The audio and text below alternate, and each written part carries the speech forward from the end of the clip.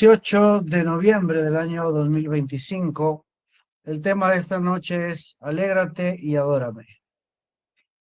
Oremos, amado Padre Celestial, Creador de los cielos y de la tierra, tú, Señor, eres nuestra fortaleza, tú eres quien nos ha llamado, tú eres el que empezaste en nosotros la buena obra y tú la terminarás en aquel día en que Jesucristo sea revelado a plenitud de nuestros corazones, Señor, para tu gloria. Háblanos esta noche. Edifícanos y fortalécenos, te lo pedimos en el nombre de Jesucristo, tu Hijo amado. Amén. Bien, el texto de Proverbios 25:20 dice, el que canta canciones al corazón afligido es como el que quita la ropa en tiempo de frío o el que sobre el jabón echa vinagre. Bueno, Dios bendiga su palabra. Para los que están fabricando el jabón, saben que tiene que haber un tiempo en el cual el jabón va tomando forma, se va solidificando, pero si se le echa vinagre, se vuelve a deshacer y ya no se forma el jabón. Y si tienes frío y alguien te quita la ropa, pues qué decepción porque no vas a estar abrigado. Y entonces dice, el que canta canciones al corazón afligido, ¿no? Cuando estás afligido, cuando estás en un problema, y viene alguien y te dice, oye, pero alégrate, gózate, suena a este tema como que en lugar de estar ayudando, estorba o fastidia. La intención de la persona puede ser buena, pero no comprender que a veces el dolor necesita pasar por un proceso para poder convertirse en consuelo. Y digo el dolor humano, ¿no? Como por ejemplo cuando alguien muy querido en la familia parte, se va con el Señor, algún padre, la abuela, el abuelo, que uno tan querido, qué sé yo, el tío que tanto nos consentía, y uno siente pena y está llorando en el funeral, y alguien con muy buena intención se acerca y dice, pero hermano, alégrate, él está con el Señor, está disfrutando, y uno piensa, claro, como no estás en mi lugar, como no estás en mis zapatos, qué fácil es decir para ti, alégrate, porque tú no estás pasando por esta aflicción. Pero, queridos hermanos, muchas veces en la vida cristiana, Dios pareciera, digo, ¿no? Porque no es como que irónicamente, en el peor momento de tu dolor, te dice, hijo, hija, pero alégrate, ven y adórame, ¿no? Cuando uno está en ese problema.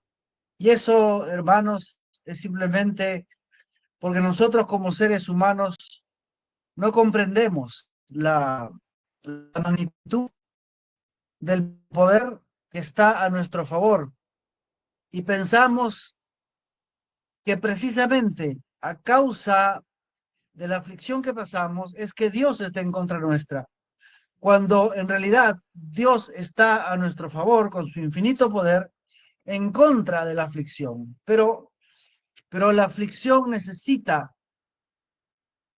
pasar por un periodo de, de asimilación, de digestión, yo prefiero llamarlo así, este, algo que pueda ser como un catalizador. Por eso, en la carta del apóstol Santiago, en el capítulo 5 por ejemplo, él nos va a decir, ¿está alguno entre vosotros afligido? Haga oración. ¿Está alguno alegre? Cante alabanzas. ¿No? Entonces, hay un proceso para eh, para asimilar o poder digerir la aflicción que viene. Y la primera línea de batalla para poder llegar a la alegría y la adoración a Dios es hacer oración. ¿Está alguno entre vosotros afligido? Haga oración. ¿Por qué? Porque uno necesita descargar, uno necesita ser comprendido, uno necesita expresar el dolor, ¿sí? Porque es esa la, la necesidad que tiene el ser humano y Dios la comprende completa y correctamente. Dios comprende, por eso tenemos muchos episodios en la Biblia, como por ejemplo Ana, que viene llorando, afligida, porque no podía concebir, no tenía hijos, y oró largamente hasta que pudo descargar su corazón. Entonces es necesario descargar el corazón, venir ante el Señor. ¿Está alguno afligido? Haga oración. Pero esta oración es como tomar el propósito de cambiar ese lamento en alabanza. Como le decía el rey David al Señor, has cambiado mi lamento en danza, has cambiado mi dolor en alegría. La oración está para eso, porque Dios nos comprende, porque Dios nos entiende. Aquel que está pasando el duelo, no se avergüence de llorar por haber perdido a alguien, a algún ser querido. Sabemos que él está, si ha sido creyente, está en la gloria. Que no ha sido creyente, pero ha sido tu familia, tú oraste por él. Tú estás seguro de que Dios de alguna forma lo tiene en su presencia porque hay una promesa, cree y serás salvo tú y tu casa. Todas esas cosas hay que eh, entregárselas al Señor. La intención de hacer la oración es descargar el corazón, hablar, contarle a Dios. Dios lo sabe, pero Dios mismo ha colocado en el ser humano la necesidad de expresarse y Dios ha colocado en sí mismo la necesidad de escuchar a sus hijos. Por eso dice, mi casa será llamada casa de oración para todas las naciones. Dios quiere que le oren, Dios quiere que le cuenten, Dios quiere conversar con sus hijos. Y cuando hay una aflicción, es el mejor momento para poder descargar todo lo que hay en el corazón. ¿Hacia dónde vamos a descargar? Hacia la alegría. De tal manera que descargando el corazón, no sé cuánto tiempo tomará dependiendo de la aflicción, pero tenemos que pasar de la aflicción hacia la alegría. ¿Por qué es esto necesario? Porque entregando la aflicción, que es muy, cada quien es digno de sus sentimientos y tiene razones por las cuales se siente mal, entregarlas al Señor. ¿Por qué? Porque Dios da poder a su pueblo y Dios bendice a su pueblo en paz, dice el original hebreo. Dios bendice a su pueblo en paz. Cuando nosotros estamos en paz, la bendición viene. Cuando nosotros estamos en calma, aparecen las soluciones. Cuando podemos detenernos un momento y poder descargar todo lo que está en nuestro corazón, Jesucristo mismo nos invita, venid a mí todos los que estáis trabajados, cargados y fastidiados, vengan a mí, yo los voy a hacer descansar. Vengan, ven, el propósito de venir al Señor no es que nos quedemos con la carga. Dios no quiere que vengamos a Él y nos quedemos con la carga, sino que Él quiere quitar esa carga de nosotros. Él sabe que esa carga no la podemos llevar. Por eso nos invita, vengan, vengan a mí, los trabajados, los cargados, los fastidiados, los amargados de ánimo. Yo les daré descanso. El propósito de Dios es darnos paz, darnos tranquilidad, porque cuando uno entrega al Señor toda su aflicción, toda su carga, entonces uno puede recibir paz. ¿A dónde vamos? Hacia la alegría. ¿Está alguno alegre? Cante alabanzas. Santiago pone estos dos estados en su carta, porque es una continuidad para pasar de la aflicción a la alabanza. Uno tiene que hacer oración, entregar la carga. Y cuando la carga es entregada, tú sabes que Dios la ha tomado cuando tu corazón empieza a entrar en calma y alegría. Y entonces tú puedes alabar al Señor. Gracias, Señor. Tú permitiste esto por un propósito, para darme algo bueno. Esta, este valle de Acor, este valle de turbación, es una puerta de esperanza. El que siembra con lágrimas, con alegría, vendrá cosechando. Cuando podemos sembrar en el Señor nuestra aflicción, Él tomó toda aflicción y la clavó en la cruz para que nosotros no estemos afligidos. Pero la única manera es entregando esta aflicción, esta carga. ¿Qué es lo que te aflige, hermano? ¿Piensas quizá que Dios no cumplirá su palabra? ¿Piensas quizá que estás abandonado de Dios? ¿Piensas que los problemas significan que Dios te ha abandonado? Falso, no.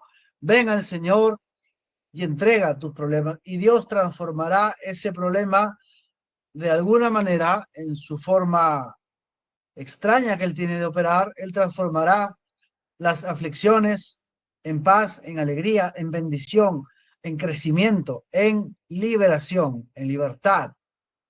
Pero tenemos que venir a Él, aunque nos parece extraño su mandato. Ven, estate en paz, yo te voy a bendecir cuando estés en paz. Pero Señor, estoy afligido. Sí, por eso, entrégame tu aflicción para que entres en la paz. Entonces vendrá la alegría, vendrá la alabanza y Dios habita la alabanza de su pueblo y por lo tanto manifiesta sus bendiciones. Pero es un proceso que no lo hacemos en solitario, lo hacemos entregando las cosas al Señor, viniendo a Dios con nuestras cargas y entregándolas para que Dios nos ayude. Dios es Dios de presente ayuda, siempre presente, siempre para ayudar. Leamos un momento aquí esta cita de profeta del mensaje: Dios cumple su palabra, porque Dios siempre cumple su palabra. El párrafo 20 está hablando acerca de, de cómo la escritura es para todos los tiempos, ¿no? Entonces dice, para empezar, la primera escritura que estaba leyendo en Números, ella está hablando de una gente que había sido llamada de una grande y poderosa nación que estaba cerca y había recibido sus juicios. Está hablando de Egipto, cuando Israel sale de Egipto. Yo quiero que ustedes entiendan que el pecado no dejará de ser castigado. No importa si es una nación o una iglesia o un hogar o un individuo. Debe lidiarse con el pecado en las bases del juicio. Ahora bien, hermano, cuando una persona es incrédula a Dios, ¿no? Y le dice, Dios, ¿por qué me metes en estos problemas? ¿O por qué dejas que estos problemas vengan a mí? ¿Ven? Está acusando a Dios de algo que Dios no hace. El solo hecho de creer que Dios quiere molestarte o quiere fastidiarte, ese es un pecado. El solo hecho de creer que Dios te ha abandonado, ese es un pecado. Y esa es precisamente la puerta por la cual el enemigo entra para afligir tu corazón. Y esa desconfianza, ese despropósito en Dios, uno tiene que confesarlo como pecado. La única manera de vencer ese pecado de incredulidad, de falta de confianza en Dios, de echarle la culpa a Dios de nuestros problemas, es bajo las bases del juicio. No hay otra manera. Ven, dice el profeta, de ninguna otra manera no puede ser espiado diciendo yo obré mal, ahora yo obraré bien. Eso no funcionará.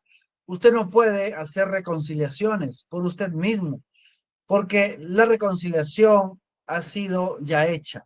¿Ven? Entonces, por eso, ningún ser humano puede decir o puede compensar sus faltas pecaminosas del pasado con acciones buenas en el presente.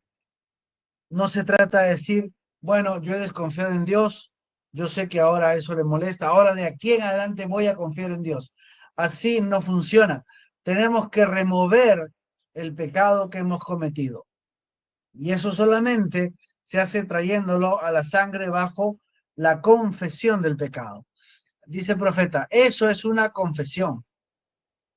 La reconciliación ha sido hecha y esa es una confesión.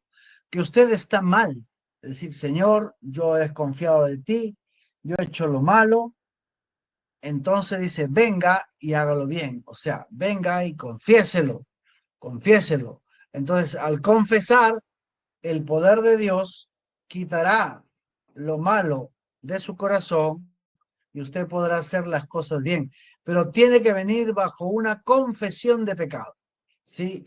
Dice el profeta, así que debe lidiarse con el pecado y Dios siempre lidia con el pecado con juicio.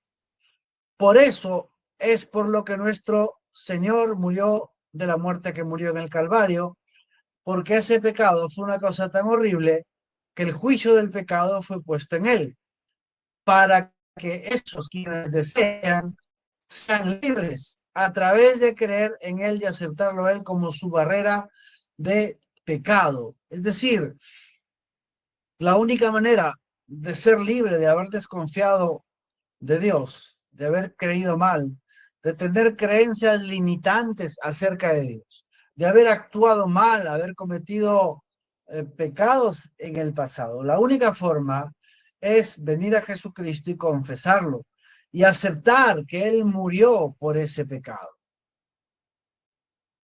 Eso es lo que hace las cosas. Cuando nos ponemos bajo la sangre, Dios ya no ve el pecado porque bajo la sangre el pecado ha sido pagado en la cruz y somos hechos libres porque hemos confesado y creído que la muerte de Jesucristo nos ha librado de la desconfianza, de la incredulidad, de atribuir a Dios propósitos horribles en contra de nosotros, de haber cometido actos inmorales o pecaminosos o como se quieran llamar. La única manera de ser libre es porque Jesucristo murió por nosotros y nosotros aceptamos eso. Él murió por mis malos pensamientos. Él murió porque yo le he echado la culpa a Dios. Él murió porque yo me he enemistado contra Dios. Él murió porque yo hice lo malo en mi vida, en mi cuerpo, en mi mente. Él murió y esa muerte es lo único que nos libra. Cuando aceptamos eso, viene el poder de Dios a liberarnos. Sigue diciendo, no que tan buenos pudiéramos ser, sino cómo es que creemos y lo aceptamos a Él. Y cuando lo aceptamos a Él, Él viene a nuestro corazón. Y en eso es en donde está la parte buena. No en que nosotros, no es lo que nosotros pudiéramos hacer, es lo que Él ha hecho por nosotros. Ahí es donde Él fue herido por nuestras transgresiones y morido por nuestra iniquidad. Y el castigo de nuestra paz fue sobre Él y por sus llagas fuimos nosotros curados. Eso es, mis queridos hermanos. Ahora, muchas veces un arrepentimiento incompleto o ignorado es la causa de que nuestra vida parezca una montaña rusa con sus altibajos constantes. Y estoy hablando a creyentes, ¿correcto? Ya estoy hablando a los que conocen al Señor. ¿Por qué después de haber conocido al Señor, si es tan bonito, si es tan poderosa la sangre que quita nuestros pecados, es que estamos haciendo un arrepentimiento incompleto? ¿Qué es un arrepentimiento incompleto? Es cuando le echamos la culpa a alguien. Señor, tú sabes que yo no quería hacerlo, pero fulano me obligó. Me arrepiento de eso. No, no te estás arrepintiendo, le estás echando la culpa a otra persona y te estás considerando bueno tú mismo. Y eso es un arrepentimiento incompleto. Uno tiene que aceptar la completa responsabilidad de su propio mal pensamiento, de su propia incredulidad, del propio pecado, de lo que nosotros hemos sido responsables, pudiendo haber decidido otra cosa. No, pero yo no sabía, pero de alguna manera ha habido alguna manera en que nos podíamos enterar si hubiéramos buscado, porque el que busca encuentra. Es que yo no sabía que eso estaba mal. Si hubieras buscado, si te hubiera interesado, realmente hubieras encontrado que está mal. Pero no podemos tener excusas. Un arrepentimiento debe ser completo, bajo la completa responsabilidad Yo, Señor, he sido incrédulo, yo he desconfiado, yo he pecado, perdóname. Ven, o también otra puerta es cuando ignoramos que nos tenemos que arrepentir y pensamos que, bueno, no hay problema. Pero cuando una persona busca estar correcta con Dios, cuando una persona le pide al Señor que le muestre, que le diga, escuchará un mensaje, recibirá una revelación, leerá un versículo, algo, eso llamará su atención para que uno pueda entregar completamente. Y si honestamente uno está buscando sinceramente dentro de su corazón, pero ya no entiende, no hay nada, no lo ve, uno puede ir bajo la sangre y decir, Señor, aquellas cosas que yo no sé que están mal, perdóname, Señor, y revélame para que lo correcto pueda ser establecido en mi vida. No para que yo pueda hacer lo correcto, sino para que tú establezcas lo que debe ser correcto en mi vida. Y eso hará entonces que la vida cristiana cambie de ser ese sub y baja constante a ser algo perenne y tranquilo. Ahora, luego de arrepentirnos, debemos ejercer fe en que estamos perdonados. Porque algunos van y entregan su pecado y luego lo recogen y van y se siguen lamentando y vuelven a decir, ay, ¿por qué yo habré hecho tal cosa? ¿Ven? Cuando uno menciona eso, está siendo orgulloso, diciendo, oh, yo como yo, el gran yo, he podido cometer ese pecado. Bueno, hermanos, somos polvo, somos carne, no, no somos nada. Por eso es que debemos arrepentirnos y mantenernos humildes.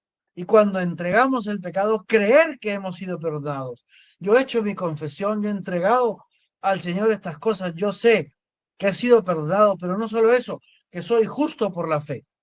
Que al creer que Jesucristo pagó mis pecados, yo he sido hecho su justicia, la justicia de Dios en él, que por haberme arrepentido ahora camino en una relación de perfección con Dios, porque me he arrepentido, he hecho lo que el Espíritu me estaba guiando, he hecho lo que la palabra dice que tenga que hacer. Lo único que puedo hacer para regresar al Señor es bajo la sangre, bajo arrepentimiento, y luego teniendo fe en que ese arrepentimiento ha sido colocado bajo la sangre de Jesucristo, y la sangre de Jesucristo me ha hecho completamente libre de pecado. Tenemos que ejercer fe en el sacrificio y fe en lo que hemos sido hechos después de pasar bajo el vínculo del sacrificio, bajo el vínculo del pacto del Dios viviente, en la sangre derramada en el Calvario. Tenemos que creer lo que Dios ha hecho de nosotros. Cuando nosotros podemos completamente, realmente aceptar estas cosas, entregar la aflicción para recibir la paz y recibir la alegría y recibir el gozo, entregar el pecado para recibir justicia de Dios en Cristo, entonces allí se completa, se cierra ese círculo de poder para poder creer o entender lo que Jesucristo dijo aquel día. Conocerás que yo estoy en el Padre en mí, yo en vosotros y vosotros en mí. Entonces entenderemos a plena luz, a plenitud, por cuanto hemos confiado por la palabra de Dios que nos ha sido dada, por la fe que nos ha sido dada, que nuestro pecado está perdonado y que caminamos en una relación de perfección con Dios. Y queridos hermanos, aquí nos vamos a quedar. Amado Padre Celestial, bendice, Señor, este mensaje, este corto mensaje, Padre amado. Permite que nosotros podamos ponerlo por obra desde realmente el fondo de nuestro corazón. Realmente, Señor, poder creer en aquel glorioso pacto de gracia por el cual tú nos has perdonado, nos has librado, que podemos venir a ti para entregar nuestra aflicción, nuestros pensamientos, nuestras creencias limitantes, nuestro pecado, nuestra angustia, entregarla a ti. Y que tú, Señor, por esa confesión hecha bajo la sangre, bajo el juicio de Dios, que por sus llagas hemos sido curados y que el castigo de nuestra paz ha sido sobre él. Recibir, Señor, tu paz, recibir tu corrección, ese decreto favorable que corrige nuestro ser, lo cambia por dentro. Recibir tu justicia y que entremos en una relación contigo, siendo la justicia de Dios en Cristo. Lo pedimos, Padre, revélate, te lo rogamos en el nombre de Jesucristo, tu Hijo amado, nuestro Señor y Redentor. Amén. Bien, queridos hermanos, Dios les bendiga. Oremos por las ofrendas y los diezmos. Amado Padre Celestial, bendice, Señor, a tus hijos que ofrendan y diezman. Los que no pueden, Señor, bendícelos para que puedan participar del dar y recibir, Señor, que puedan ellos tener esa fe de dar para poder abundantemente recibir, que tú estás interesado más en que ellos reciban a través de dar. Enséñanos cómo cosechar, cómo recibir aquellas bendiciones que tú das abundantemente abriendo las ventanas de los cielos. Lo rogamos, Padre amado, sé con cada uno de nosotros. Bendice, Señor, nuestras familias, bendice aquello en lo cual ponemos nuestra mano, que todo sea para tu gloria. Lo rogamos en el nombre de Jesucristo, tu Hijo amado. Amén. Queridos hermanos,